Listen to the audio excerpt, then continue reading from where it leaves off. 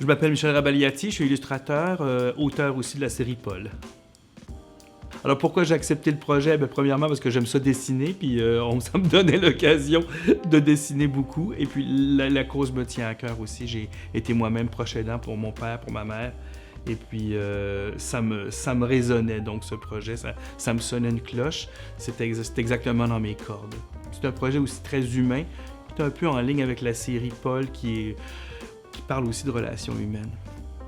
Ce que j'aime du jeu, d'abord, c'est d'avoir un jeu en boîte. C'est assez rare aujourd'hui qu'on se donne la peine d'imprimer des jeux en 3 dimensions. Il est très luxueux, très quand même bien fait, bien imprimé, agréable à tenir en main.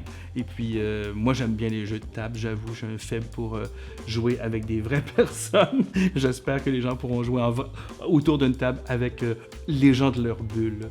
Pendant la création du jeu, premièrement, je me suis compté très chanceux d'avoir un si beau projet. C'est très rare qu'on a des personnages à dessiner en aussi grand nombre comme ça. Dans mes bandes dessinées, habituellement, les personnages sont mis en scène. Il y en a 3-4 qui circulent dans les cases. Ici, c'est vraiment des plans fixes d'êtres humains. J'ai eu beaucoup de plaisir à trouver des gens qui correspondaient à ce que j'avais en tête, des gens qui ressemblaient vraiment à tout le monde. J'ai pas fait de super-héros, il y a personne là-dedans qui est très typé. C'est Monsieur et Madame tout le monde. Et puis j'ai eu beaucoup de plaisir à chercher 50 Monsieur et Madame tout le monde. Mon personnage préféré dans la boîte, je sais pas, il y en a une seule qui est assise, c'est Madame Garcia. Je l'aime bien parce que, elle, c'est ce qui l'intéresse, c'est de manger des chocolats. Là. Je la trouve mignonne, celle-là. Les familles qui sont illustrées dans le jeu sont, d'après moi, réalistes. Il y a des familles complètes, puis il y a des familles morcelées, comme on en voit tellement aujourd'hui. Les proches aidants, c'est pas nécessairement la famille. Ça peut être des amis, des voisins.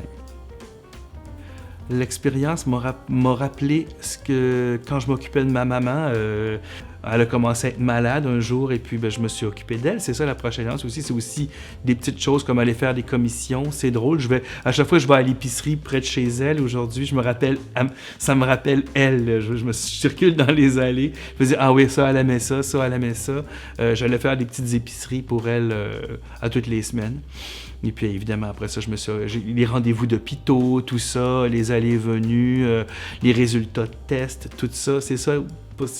C'est très simple la prochaine danse, mais c'est ça, c'est du temps qu'on donne à quelqu'un, puis dans le fond qui est important. Puis ça m'a rapproché d'elle aussi, parce que est-ce qu'on passe tant de temps que ça avec nos parents quand on a la quarantaine, la cinquantaine?